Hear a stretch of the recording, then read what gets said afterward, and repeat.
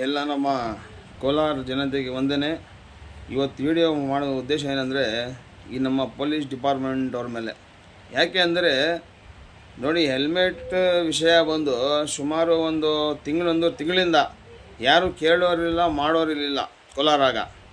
ಈಗ ಇದ್ದಂಗೆ ಇವತ್ತು ಸಂಜೆ 4 ಗಂಟೆಗೆ, ಇವತ್ತು 25ನೇ ತಾರೀಕು,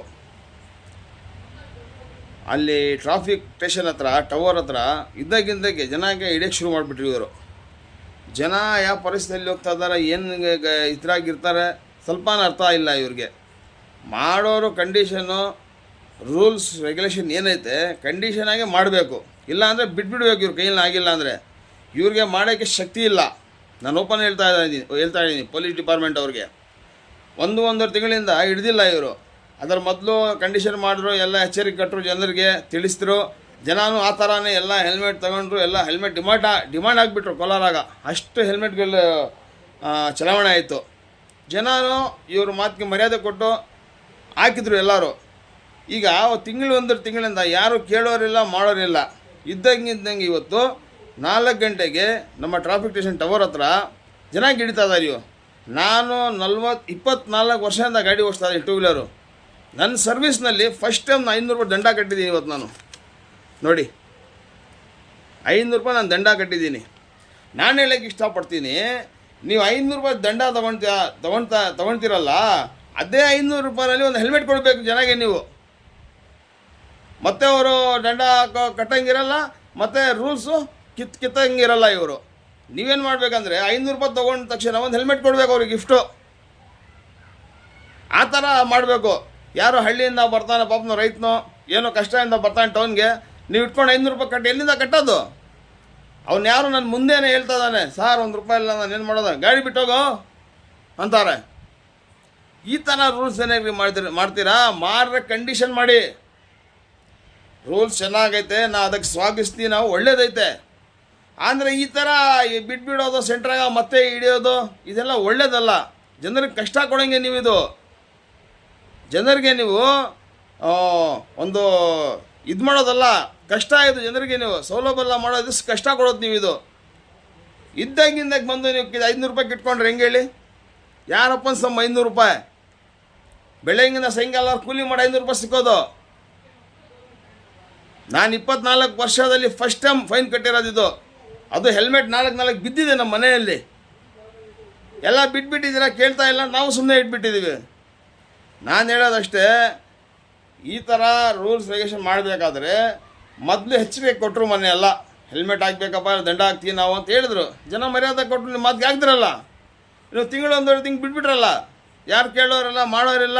ಮತ್ತೇನೊಂದು ಮಾತು, ಆ ಹಳೆ ಹೊಸ ಬಸ್ ಸ್ಟ್ಯಾಂಡ್ ಹತ್ರ ಸಿಗ್ನಲಲ್ಲಿ ಜನ ಹಂಗೆ ಹೋಗ್ತಾರೆ. ನಾವು ಒಂದು ರೂಲ್ಸ್ ಮೇಲೆ ಇರೋರು ನಾವು. ಅದಕ್ಕೆ ನಾನು ಚಾಲೆಂಜ್ ಹೇಳ್ತಾ ಇದ್ದೀನಿ, ಸಿಗ್ನಲ್ ಬಿಡೋವರೆಗೂ ನಾವು ಗಾಡಿ ಬಿಡೋಲ್ಲ. ಇಲ್ಲ, ನಮ್ಮ ಮುಂದೆ ಎಷ್ಟು ಜನ ಓಡ್ತಾರೆ ಅಲ್ಲಿಂದ.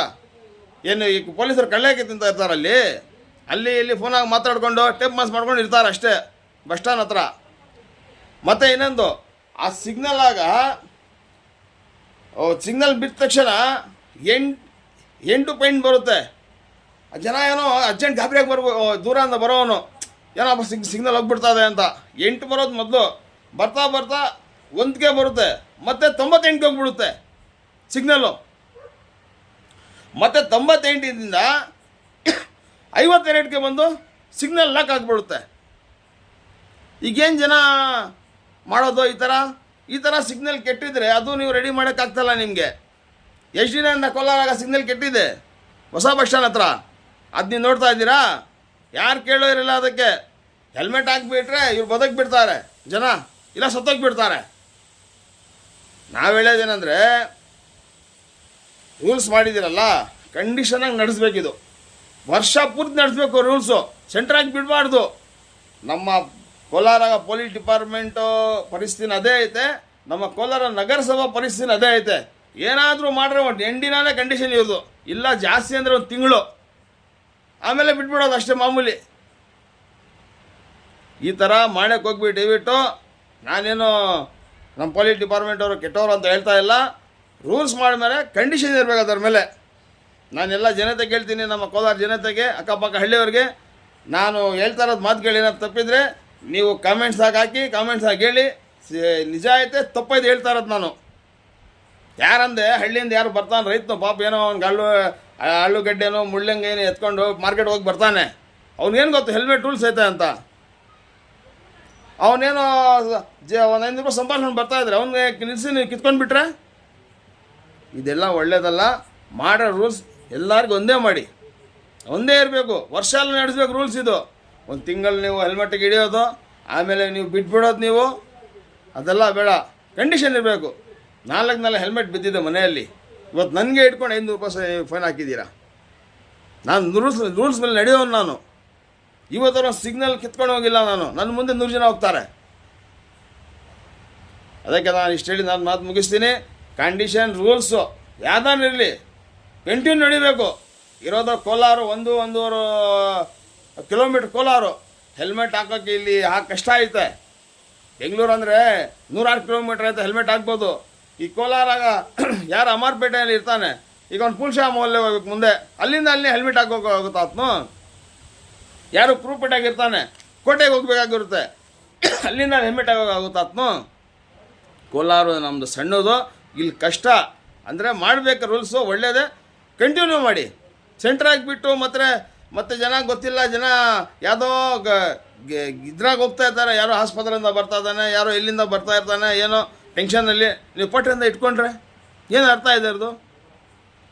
ಅದಕ್ಕೆ ನಾನು ಇಷ್ಟು ಮಾತು ಹೇಳಿ ಮುಗಿಸ್ತೀನಿ. ನಮ್ಮ ಎಲ್ಲ ಇದು ಟೌನ್ ಜನರಷ್ಟೇ, ಹಳ್ಳಿ ಜನ ಅಷ್ಟೇ ನನ್ನ ಈ ಯೂಟ್ಯೂಬ್ನ ಸಬ್ಸ್ಕ್ರೈಬ್ ಮಾಡಿ, ಮತ್ತು ಇದಕ್ಕೆ ಕಾಮೆಂಟ್ಸ್ನಲ್ಲಿ ಹಾಕಿ ತಪ್ಪ ಹೇಳ್ತಾ ಇದ್ದೀನಿ, ನಿಜ ಹೇಳ್ತಾ ಇದ್ದೀನಿ ಅನ್ನೋದು. ಜೈ ಹಿಂದ್, ಜೈ ಕರ್ನಾಟಕ.